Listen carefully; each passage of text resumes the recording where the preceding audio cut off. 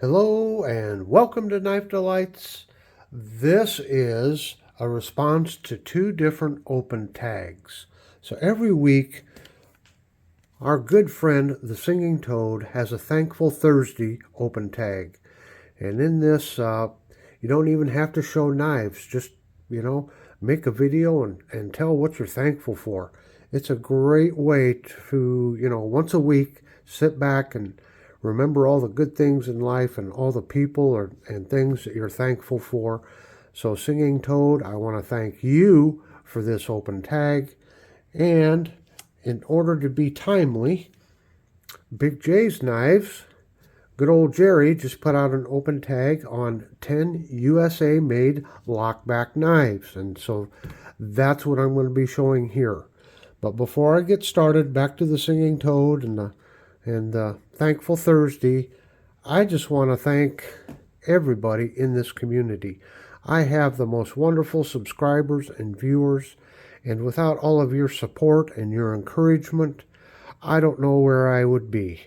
It's very humbling to know that so many people watch my videos and comment and hit the like button and everything.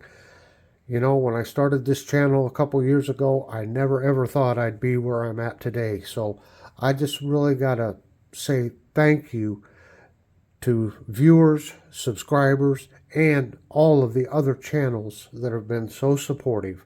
I cherish all your friendships very much. Okay, now let's get into the Lockback knives, 10 USA made. Now in Big J's video, he had 10 different knife companies that he showed. I can't match that. I did it with the fixed blades, but I can't do it with the Lockbacks. So, as you can imagine, I got a lot of buck Lockbacks, and this is some of the sampling of the buck ones, but we're going to start off with the other companies that I do have, and we'll start off with this beauty right here, Byron Kennedy, Avert Your Eyes. This is this wonderful, it's not purple, Byron, it's ultraviolet. There you go. So now you can look at it. But anyway, yeah, this smooth bone ultraviolet. Of course, this is one of the Ictus series knives. And Case just calls it, what, a small folder? Or small lockback? They don't really have a name for it other than that. But it's a gorgeous little knife. Yep, so there's a Case. We'll go over here.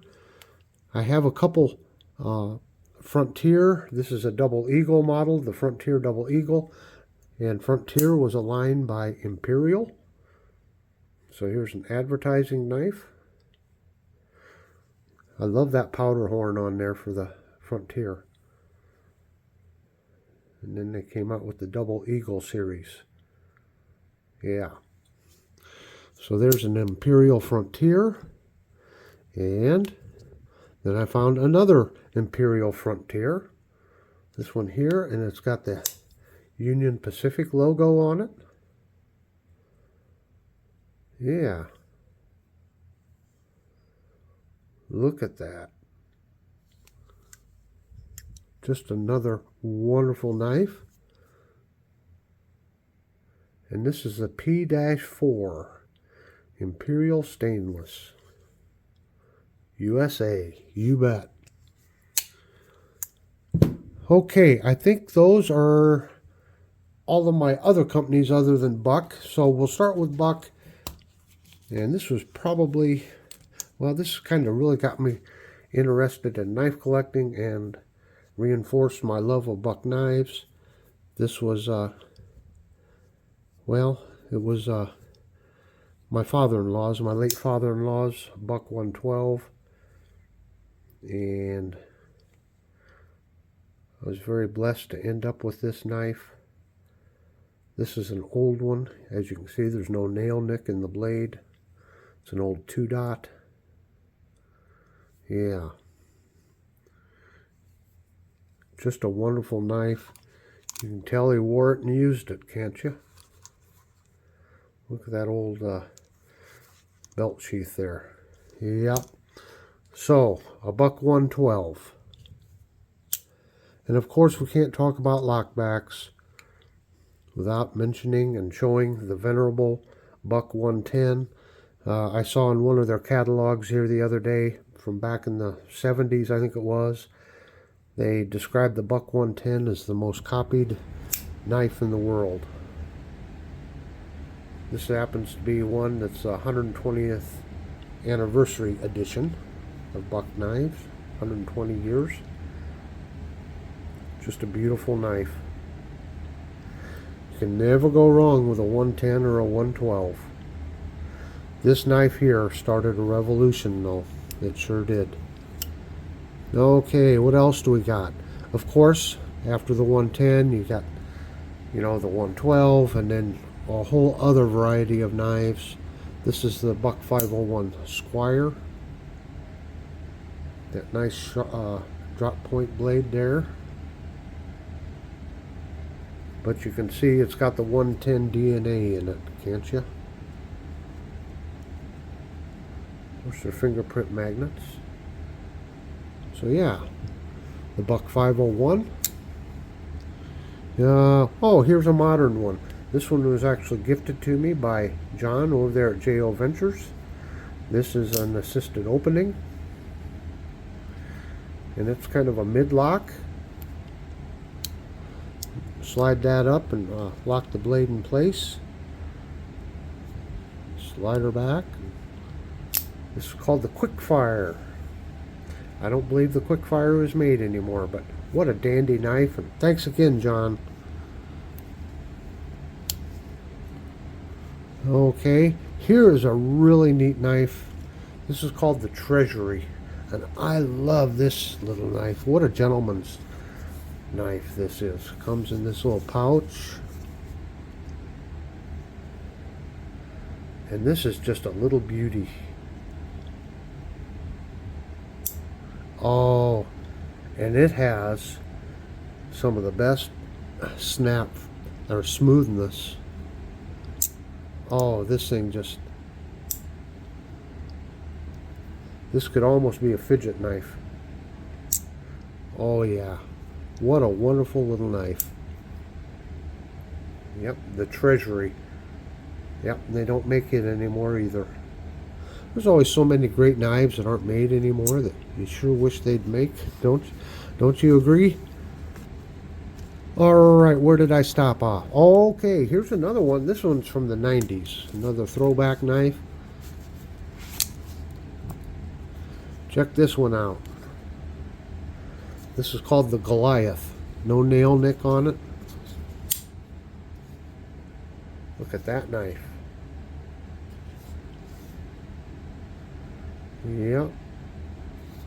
So the Buck Goliath, and it's model number, see if I can read it here, 446. 446. What a great knife. Actually, my kid brother gave me this one. He knows I collect Buck knives, and he had this. I think he actually found this somewhere and was using it, and he gave me this, and I gave him a Byron Sons knife. So the Buck Goliath. Okay, the next one for number 10 is there's 4 knives, but they're all the Buck Bantam, and so I thought I'd sneak in here just to show you all 4 sizes of the Buck Bantam.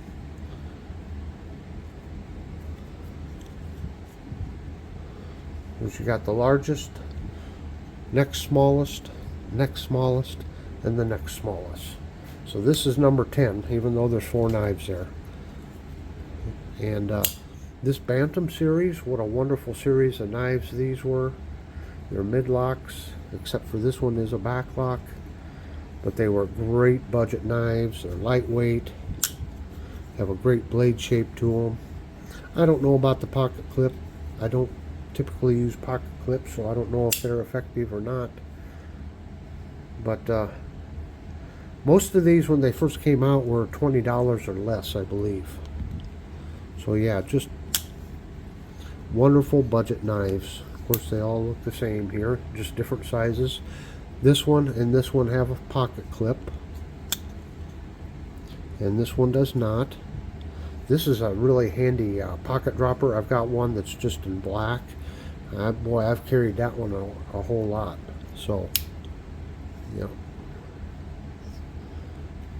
And then this is kind of a dandy little fifth pocket knife, or a little knife for the wife to throw in her purse. Very lightweight, but just a nice little knife. So this is the Buck Bantam series. They came in about 11 different cover patterns. So this one happens to have the skulls on them. Well, I hope you've enjoyed this look at my 10 USA made lockback knives. Once again, thank you to the Singing Toad and to Big J's for both of these open tags. Down here in the lower right hand corner, I'll leave a link to my Buck Knife playlist, that Big Round Knife Delight, so you can just smash that if you'd like to subscribe. And down here in the lower left hand corner, that's just the next video that YouTube thinks you should watch. So until next time, have a very delightful day.